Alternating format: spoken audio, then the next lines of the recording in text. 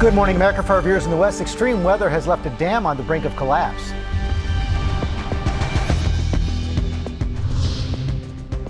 On edge. Historic flooding in the Midwest. The dam in Minnesota put in imminent danger.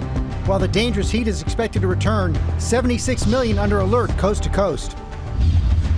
New video released of the 3 hostages being violently abducted by Hamas militants on October 7th, as the families of the victims press Prime Minister Netanyahu to agree to a deal. Ahead of the first presidential debate, the Biden campaign focused on abortion rights 2 years after the Supreme Court overturned Roe v. Wade, as Donald Trump calls for President Biden to be drug tested. Wikileaks founder Julian Assange set to plead guilty, who leaked hundreds of thousands of U.S. secret documents, now reaching a deal to walk free. Breaking news, the Surgeon General declares gun violence a public health crisis. Declining to testify, Karen Reed accused of killing her police officer boyfriend. The case dividing Boston and social media. Is she being framed in an elaborate cover-up involving corrupt cops, or did she back up into her boyfriend and leave him for dead? With closing arguments set to get underway. Hidden danger in the waves. The urgent warning about double drownings when a rescue attempt ends in tragedy. Ginger is diving in for our must-see demo. My legs are burning. And so are these 2 dads. Can they pull off a rescue in the water? And the number one thing you need to bring to the beach that could help save lives. Overnight history on the ice. The Florida Panthers have won the Stanley Cup. Hoisting the cup for the first time ever. Good morning, America. Florida fans freaking out. I can't believe we won. And the coolest fan celebrates in a front row seat.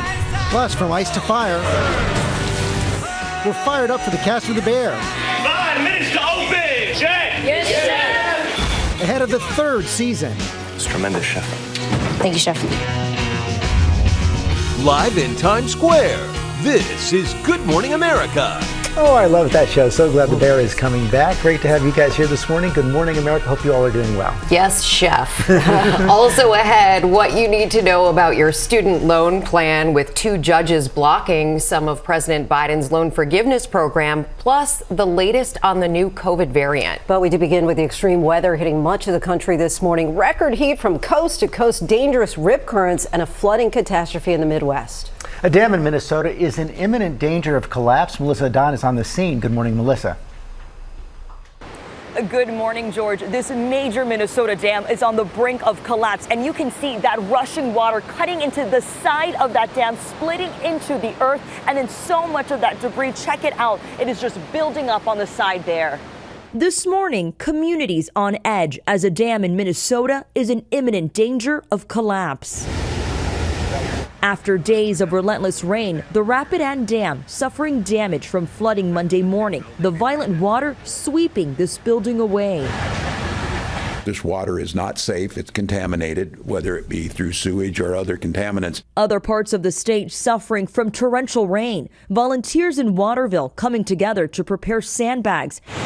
Many other states in the Midwest underwater, with at least 1 person dying in South Dakota.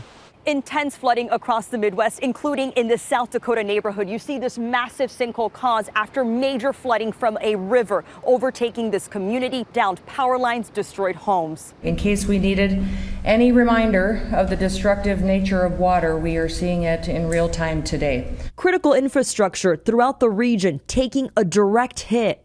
Interstate 29 looking more like a river than a road, and this rail bridge in North Sioux City partially collapsing. Iowa's governor says nearly 2,000 homes and businesses sustained damage. Officials warning that a collapse is imminent, and you can see why. You see that raging flood water threatening homes like the one right there you see behind me.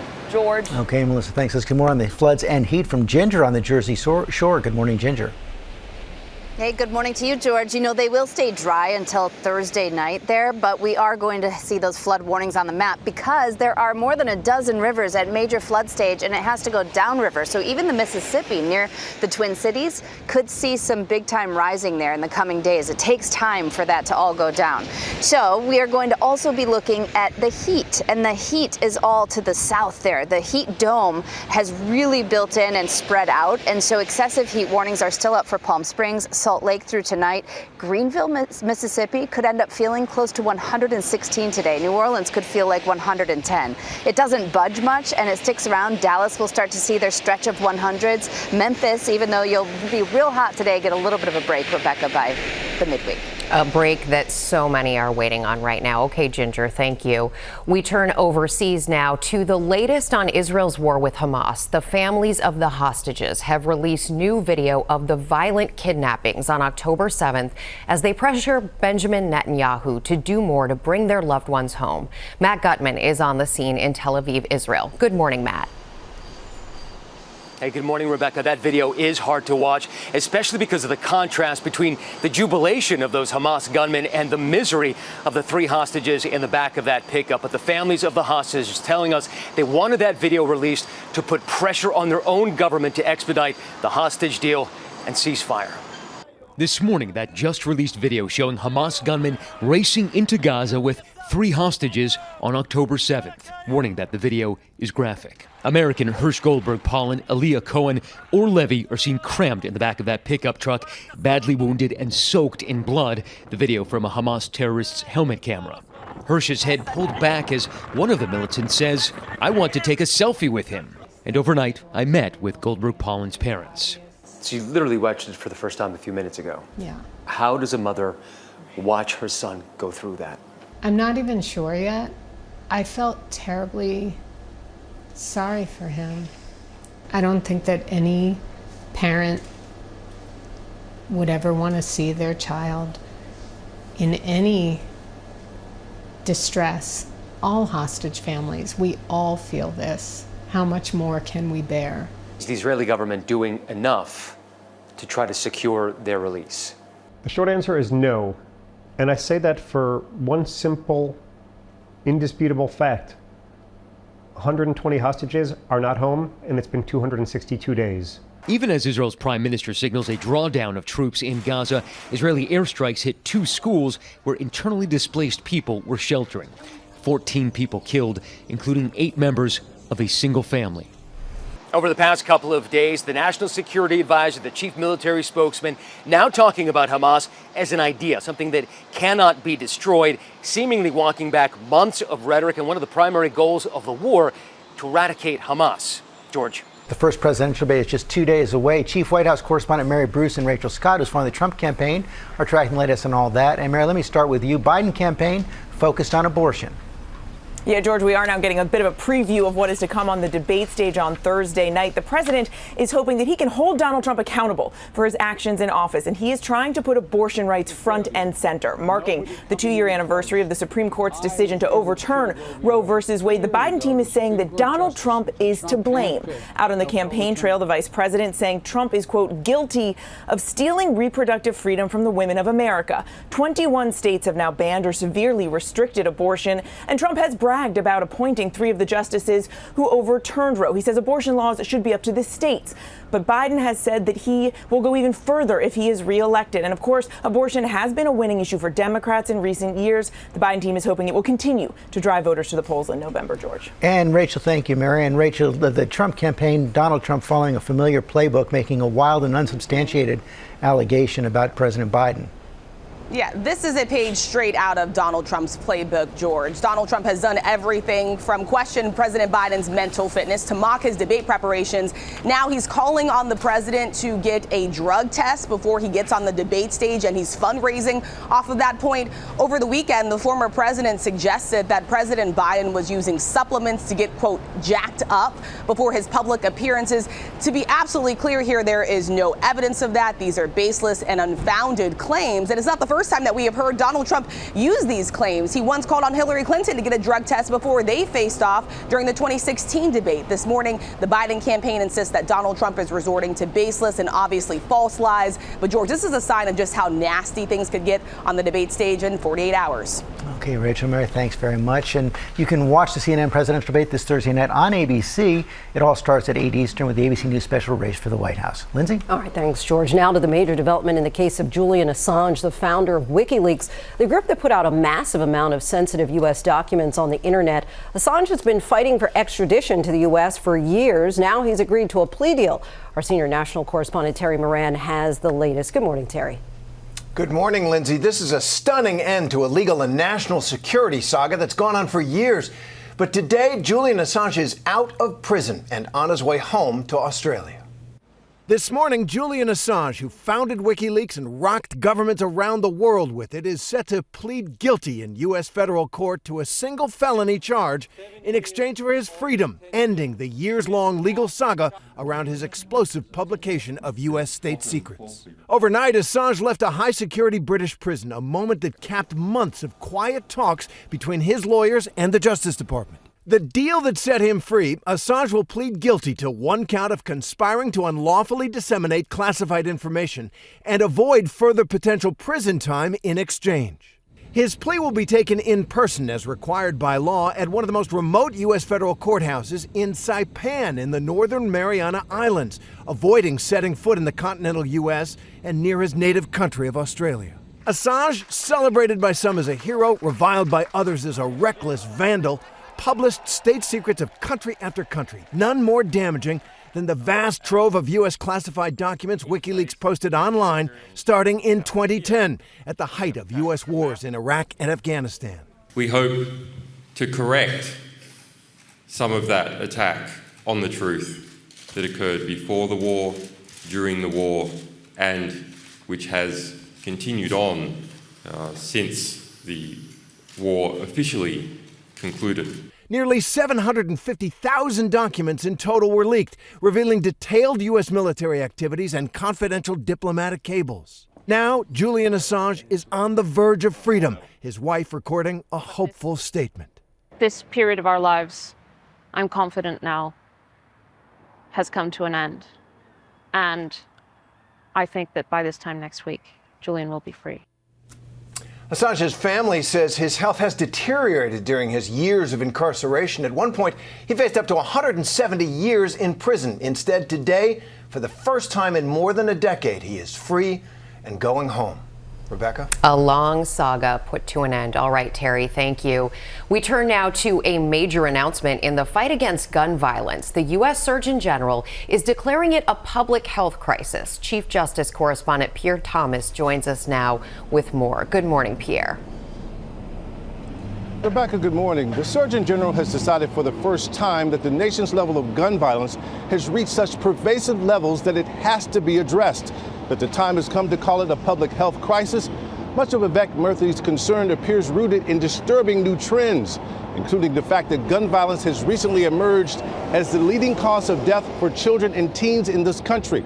The Surgeon General provides a series of staggering statistics that makes its case. For example, the nation's rate of gun violence for young people is at least 5 times higher than any other major wealthy country, Rebecca. 5 times higher, Pierre. And the Surgeon General is also saying the impact of gun violence reaches deeper and wider than people really understand. That's right. He believes that gun violence is traumatizing not only the bodies, but the minds of young people, families, and entire communities.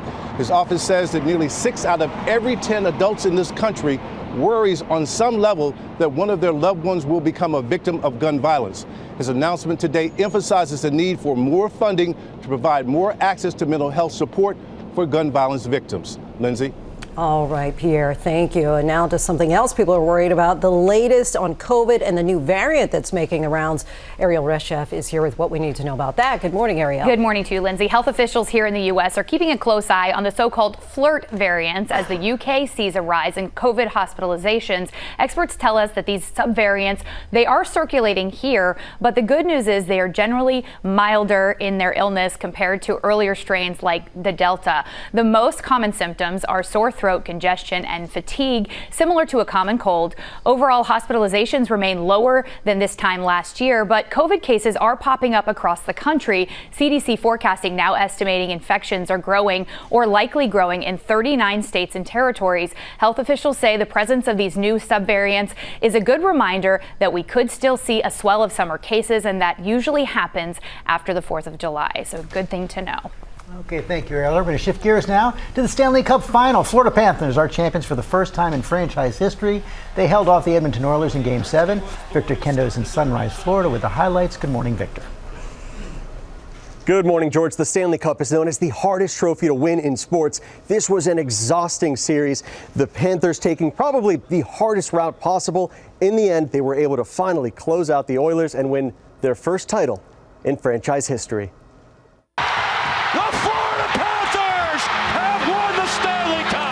Overnight, a long-awaited championship 30 years in the making.